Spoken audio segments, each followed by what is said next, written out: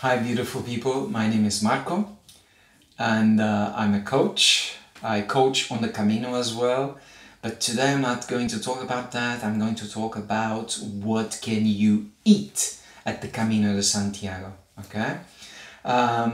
There will be some names that are Spanish and I will try to translate some, but I will write down a list of what you can eat and choose to eat at the Camino, at the description of the video. So when you go to ask your food at the place you're going to eat, you know how to ask for it and you know what you're talking about and what you want to experience. Okay? Why am I talking about the food at the Camino de Santiago? Well, it belongs to the culture, to the 1,000-year culture of the Camino de Santiago. Not only the churches that you're going to see, not only the monuments and the story of the Camino itself, it's also built on the table. Okay, so this is why I want to share this with you. I'm going to share more about Galicia, which is the northwestern part of Spain, and where the Camino ends in Santiago de Compostela. So in that region there are several routes that go that finish at the Camino de Santiago, and each one of them you might find different things. Okay, there are basic things that you'll find in all of them, but some of them have some surprises. Okay, so remember something.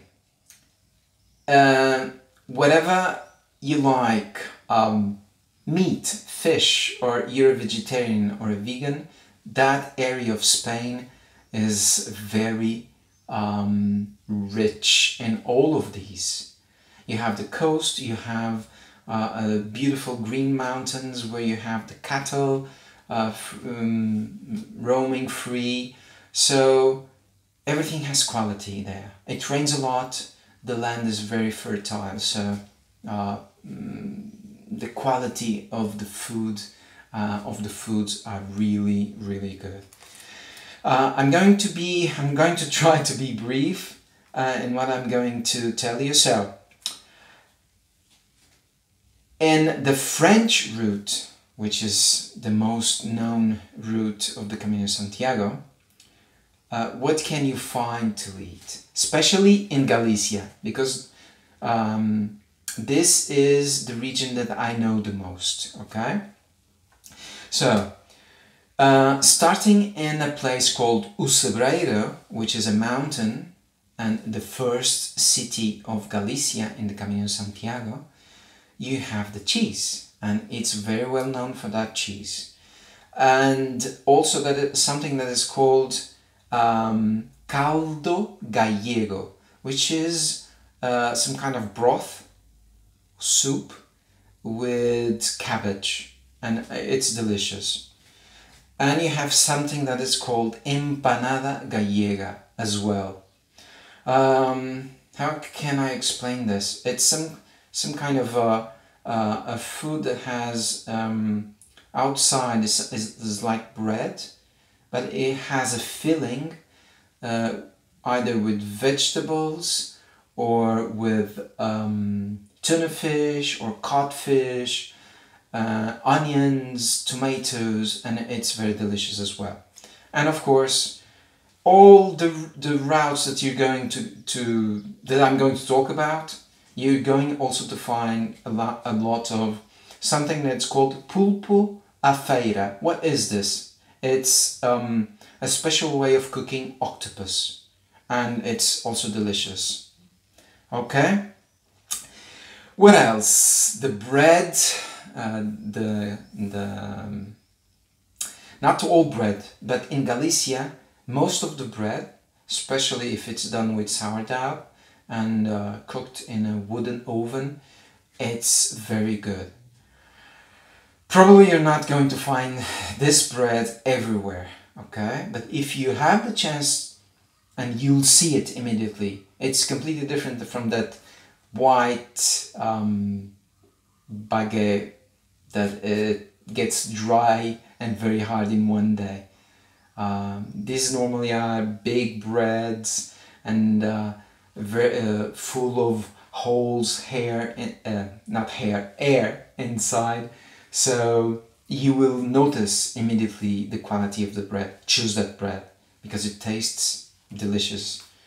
What can you eat? Drink. Sorry. Of course you can drink everything. Water, juices.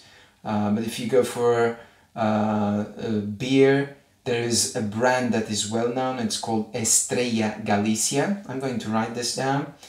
And Albarino, which is the white wine. Okay. In the primitive way, if you're a meat eater, and if you like a lot of meat, a meat eater, you will find a lot of meat on this place, okay? Because it's more inland, it's cold on the winter, so people indulge themselves in this kind of food. And it's, of course, best quality. All the cows are outside in this green places, mountains, hills. So everything that comes from cow, cheese, butter on those places are high quality. There is a well-known food there that it's called Fabada Asturiana, and it's done with white beans, some kind of sausage and meat, and it's a very strong food. Cheeses, I've already said, and they're also very good producers of cider. Okay. Now going to other route, you have the Portuguese Camino. Okay, I'm Portuguese. So you start the Camino in the north part of Portugal, in Oporto, and you go along the coast, and then you go over the border to Spain. In the side of Portugal, all the sweets, the desserts, all the pastries are delicious, and the main dish, there are a lot of others, but the main dish that you will want to try is codfish. Portuguese people cook codfish in hundreds of different ways, hundreds of different recipes. So along the coast you go through some cities that are also they have fishing port, and you beside the codfish you will also find some nice fresh fished fish, okay, that you can try.